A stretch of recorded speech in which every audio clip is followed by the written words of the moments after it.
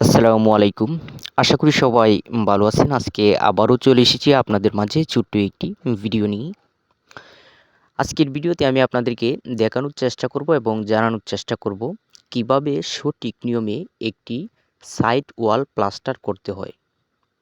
এখানে আমি bit level পর্যন্ত গাঁথুনি করেছি। এটি শুধু বিট লেভেল পর্যন্তই কাজটা করা হবে। বিটের উপরে টিনের বেড়া হবে। এটি টিন সেট একটি ঘর এবং এভাবে গ্রামে কিন্তু অনেক ঘর তৈরি করা হয় যাদের বাজেট কম। অল্প বাজেটের ভিতরে যারা গ্রাম এলাকায় এরকম ঘর তৈরি করে সাইড পাকা করে, অনেক সময় এই সাইডগুলা গাঁথুনি এবং প্লাস্টার করে রেখে যাওয়ার ৫-৬ মাস পরেই দেখা যায় এই সাইডগুলা ফেটে যায়, প্লাস্টার ফেটে যায়। এই প্লাস্টারগুলা ফাটার মূল কারণ হচ্ছে সঠিক নিয়মে না করা। এখানে দেখতে পাচ্ছেন মশলা লাগানো আছে। এখানে মশলা লাগাইছি এবং আপনাদেরকে যে গুরুত্বপূর্ণ বিষয়গুলো দেখাবো এগুলা দেখলেই বুঝতে পারবেন। এখানে দেখতে পাচ্ছেন এই যে সাইড ওয়ালটা কিন্তু সিমেন্ট গুলে এই সাইড ওয়ালের মধ্যে আমি লাগিয়ে রেখেছি।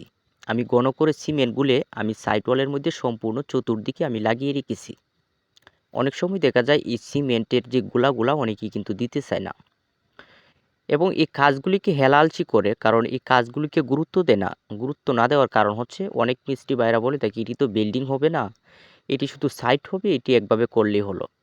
আসলে এমনটা নয়। আমরা যখন কাজ করি আমাদেরকে কিন্তু বলে যে ভাই আমরা এ পর্যন্ত আপাতত কাজ করব, টাকা পয়সার সংকট, পরবর্তীতে যাতে আমি এটির উপর থেকে আবার আমি এটি তুলতে পারি, আমি উপর পর্যন্ত আমি যাতে কাজটা কমপ্লিট করতে পারি, এরকমভাবেই আমি কাজটা করতে চাই এবং এই পর্যায়ে আমি কাজটা রেখে দিব। এটি কিন্তু বলে মিস্ত্রিদেরকে, কিন্তু কাজটা যদি গুরুত্ব দিয়ে না করা হয়, সঠিক নিয়মে না করা হয়, তাহলে কাজ পেটে যায়, পরবর্তীতে আর করতে পারে না। কিন্তু আমি যেভাবে কাজ করে থাকি, আমি আ এই কাজগুলা সঠিক নিয়মে করার চেষ্টা করি। কারণ তারা টাকা খরচ করে কাজ করে, যাতে পরবর্তীতে এটির উপর থেকে আবার করতে পারে, একটি রিংটোন দিয়ে কাজ করতে পারবে, কোনো সমস্যা হবে না। এখানে দেখতে পাচ্ছেন এই যে সিমেন্টের যে গুলা আমি চতুর্দিকে কিন্তু ওয়ালের মধ্যে দিয়েছি, দিয়ে কিন্তু মসলা লাগানো শুরু করেছি প্লাস্টার করার জন্য। এভাবে যদি আপনার সিমেন্টের যে গুলাটা ভিজা ওয়ালের মধ্যে দিয়ে যদি প্লাস্টার শুরু করা হয়, এক্ষেত্রে শক্তপোক্ত বেশি হয়। এখানে যে দেখতে পাচ্ছেন সিঁড়ির যে গাঁথুনি, সিঁড়ির কাজটাও কিন্তু আমি কমপ্লিট করেছি। শুধু ঢালাই করা হয় নাই। আমি যে সিঁড়ির ধাপগুলা এগুলা কিন্তু আমি তৈরি করে ফেলেছি। এবং এখানে আরও বিষয় আছে, এই কাজগুলা যাতে টেকসই হয়, এই গাঁথুনি করার সময়ও কিন্তু লক্ষ্য করতে হয়। তো গাঁথুনি কিভাবে সঠিক নিয়মে করতে হয় এই সাইড ওয়ালের মধ্যে আমার আগের ভিডিওটি আপনারা অবশ্যই দেখে আসবেন। আমি দেখতে পাচ্ছেন উপরে আই বাটনে আমি দিয়ে দিছি, এখানেও ক্লিক করে দেখতে পারেন, অথবা আপনারা ডেসক্রিপশন বক্সে ভিডিও লিঙ্কটি পেয়ে যাবেন। এখানে যে গাঁথুনি করেছি, কিভাবে করেছি, সঠিক নিয়মে যদি গাঁথুনি করা হয় এই পিলারের ভিতরে গাঁথুনি কোনোভাবে ফাটবে না। অবশ্যই ভিডিওটি দেখতে পারেন যাদের প্রয়োজন, যারা এরকম ঘর তৈরি করতে চান। এইখানে সামনে পিছনে ২ টি বারান্দা আছে এই ঘরের। এই যে জায়গাটা, এটি একটি বারান্দা। এটির উপরে হচ্ছে ৯ ফিট টিন। ৯ ফিট টিন দিয়ে কিন্তু এটি উপরে ছাউনি দেওয়া হচ্ছে। বারান্দার ছাউনিটা আরকি ৯ ফিট টিন এবং এটির প্রস্থ কিন্তু ৭ ফিট। ভিতরে ৭ ফিট আছে।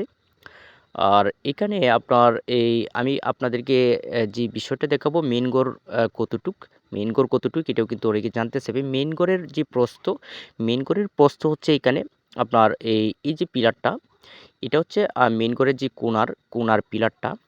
এই পিলার থেকে আপনার এই পরবর্তী যে কোণা আছে এই পর্যন্ত কিন্তু আপনার এই ১২ ফিট ৯ ইঞ্চি, ১২ ফিট ৯ ইঞ্চি এটি মেইন করে দেখতে পাচ্ছেন। পুরো যে স্পেসটা, এই যে কর্নারের পিলারটা, এই পিলারটা তো এই পর্যন্ত আপনার ১২ ফিট ৯ ইঞ্চি এবং আপনার পিছনে আরেকটি বারান্দা আছে, কিন্তু এটিও কিন্তু ৯ ফিট টিনের ছাউনি, উপরে ৭ ফিট প্রস্থ এই বারান্দাটির। তো এখানে দেখা যায় আপনার পিছনে সামনে বারান্দা এবং এই ঘরটির লম্বা হচ্ছে আপনার এই ২৭ ফিট, অর্থাৎ ১৮ হাত লম্বা। তো ১৮ হাত লম্বা সামনে পিছনে বারান্দা দিয়ে একটি ঘর তৈরি করা হচ্ছে এবং এখানে ইটের প্রয়োজন হয়েছে ১৩০০। এই কাজটা, এই সাইড ওয়াল করতে গিয়ে ১৩০০ ইটের প্রয়োজন হয়েছে। তো এখানে আপনার এই যে প্লাস্টারগুলা করা হচ্ছে, প্লাস্টারগুলা যাতে বেশি মোটা না হয়, এখানে যে মশলাগুলা লাগানো হচ্ছে দেখতে পাচ্ছেন, আমার ছোটো ভাই মশলা লাগাচ্ছে। তো এখানে কিন্তু এই মশলাগুলা লাগানোর পরে আবার গজ দিয়ে কিন্তু আবার কেটে ফেলে দিব, পাতলা করব। প্লাস্টার সবসময় আপনার বিষয়টা খেয়াল করবেন যাতে পাতলা হয়। মোটা প্লাস্টার করার প্রয়োজনই নেই। অনেকেই মনে করেন মোটা প্লাস্টার করলে শক্ত হবে, এটি ভুল ধারণা। কখনোই মোটা প্লাস্টার থেকে বিরত থাকা উচিত। খুবই পাতলা করে প্লাস্টার করতে হবে। এখানে মশলা লাগানো হয়েছে এই ওয়ালটির মধ্যে, এটি গজ দিয়ে পরবর্তীতে কাজটা ফিনিশিং করব। এবং আপনাদের যে বিষয়গুলো লক্ষ্য করতে হবে, কাজ শক্তপোক্ত করার জন্য প্লাস্টার পাতলা করে করতে হবে এবং এভাবে সিমেন্ট গুলে গিরুটিন দিতে হবে। আর প্লাস্টারের যে মশলাটা মিক্স করা হবে এটির মধ্যে যাতে সিমেন্ট কম না পড়ে, এই বিষয়টাও লক্ষ্য করতে হবে। আপনারা সাইরেকে সিমেন্ট ব্যবহার করতে পারেন, বরং এর চেয়ে আরও একটু সিমেন্ট বাড়িয়ে দিলেও কিন্তু আপনার ক্ষতি হবে না। 3.5 একেও আপনারা ব্যবহার করতে পারেন, এতে আপনাদের ভালো হবে। সিমেন্টটা করা হলে প্লাস্টারটা শক্তপোক্ত বেশি হবে। তো এই বিষয়গুলাই সঠিক বিষয়গুলো জানানোর চেষ্টা করি যাতে কাজ হয় দীর্ঘমেয়াদী। কাজ ছোটো হোক বড় হোক, কাজ কখনো ছোটো নয়। কাজকে ছোটো মনে করে দেখাটা সঠিক হবে না। কাজ কাজেই, কাজের নিয়মেই করতে হবে, সঠিক নিয়মেই যে কোনো কাজ করতে হবে। তো আজকে আমি এ পর্যন্তই আপনাদেরকে দেখানোর চেষ্টা করেছি এবং বলার চেষ্টা করেছি আসলে প্লাস্টার কীভাবে সঠিক নিয়মে করতে হয়, কারণ যেহেতু আজকে প্লাস্টার করা শুরু করেছি। তো আজকে অনেকগুলা প্লাস্টার আমার করতে হবে, সময় নেই। সন্ধ্যা হয়ে যাবে, যার কারণে আমি ভিডিও আর লং করব না। পুরো কাজটি কমপ্লিট করতে আমার রাত হয়ে যাবে, যার কারণে আমি শেষ ফিনিশিংটা আপনাদেরকে আজকে দেখাতে পারবো না। পরবর্তী ভিডিওতে আমি এখানে এইগুলা প্লাস্টার করে নেট ফিনিশিং করব, কালার করব। তার পরবর্তী ভিডিওতে আমি দেখাবো এবং আপনাদেরকে এই সম্পূর্ণ ঘর তৈরি করতে কত টাকা খরচ হচ্ছে, কমপ্লিট কত টাকা খরচ হবে এবং হচ্ছে, এই বিষয়টা আপনাদেরকে জানাবো এবং কাজগুলিও কিন্তু দেখাবো কাজ কমপ্লিট করে। আপনারা ভালো থাকবেন। ভিডিওটি ভালো লাগলে অবশ্যই একটি লাইক করে চ্যানেলটির সাথেই থাকবেন। ভালো থাকুন, সুস্থ থাকুন। আজকে এই পর্যন্তই। ধন্যবাদ সবাইকে।